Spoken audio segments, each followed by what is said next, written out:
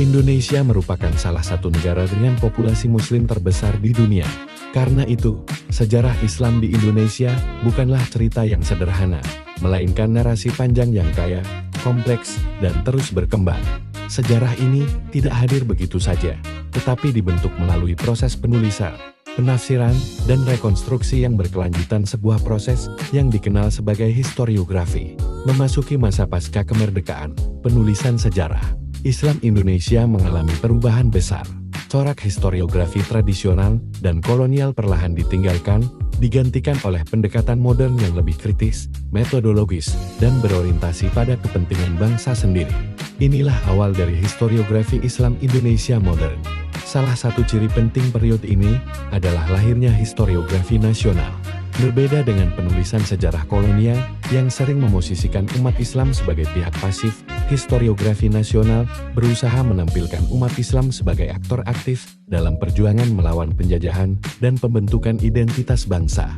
Namun, pendekatan ini juga tidak sepenuhnya bebas dari kepentingan politik, karena dalam praktiknya sejarah kerap digunakan untuk memperkuat legitimasi kekuasaan. Perkembangan berikutnya ditandai dengan munculnya historiografi akademis, terutama sejak tahun 1970-an hingga 1980-an. Pendekatan ini dipelopori oleh sejarawan profesional yang dibekali metodologi sejarah modern.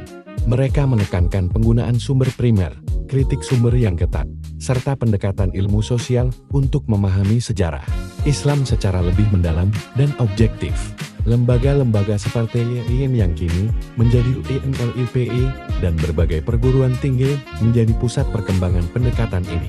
Pada fase ini, lahir karya-karya monumental dari tokoh-tokoh seperti Taufik Abdullah, Bilyar Nur, dan Aziumardi Azra.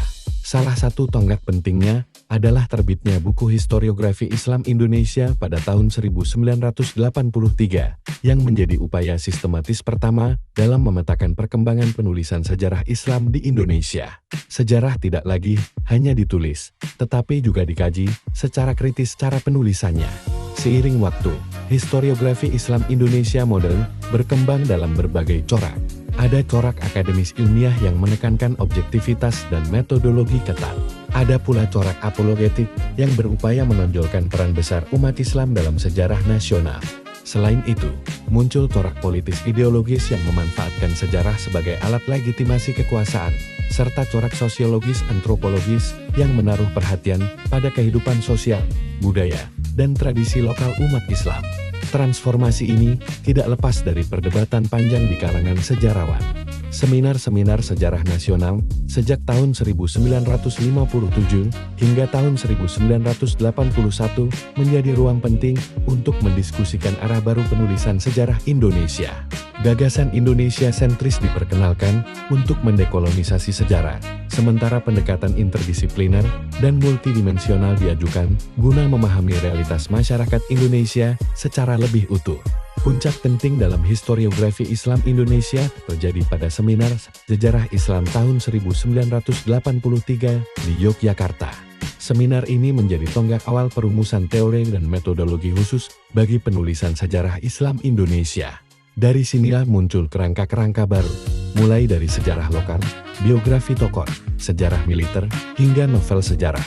Tokoh-tokoh seperti Hamka, Taufik Abdullah, dan Kunto Wijoyo memberikan kontribusi besar dalam perkembangan historiografi ini.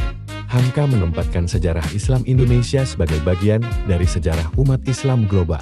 Taufik Abdullah mengintegrasikan Islam ke dalam narasi sejarah nasional dengan pendekatan analitis. Sementara Kunto Wijoyo mendorong pergeseran dari sejarah naratif menuju sejarah yang ilmiah, analitis, dan berbasis ilmu sosial. Dengan demikian, historiografi Islam Indonesia modern menunjukkan sebuah perjalanan intelektual yang dinamis. Dari sejarah yang deskriptif dan tokoh sentris, menuju sejarah yang kritis, kontekstual, dan multidimensional. Perjalanan ini tidak hanya memperkaya pemahaman kita tentang masa lalu, tetapi juga membantu membentuk cara pandang umat Islam Indonesia dalam menghadapi masa depan.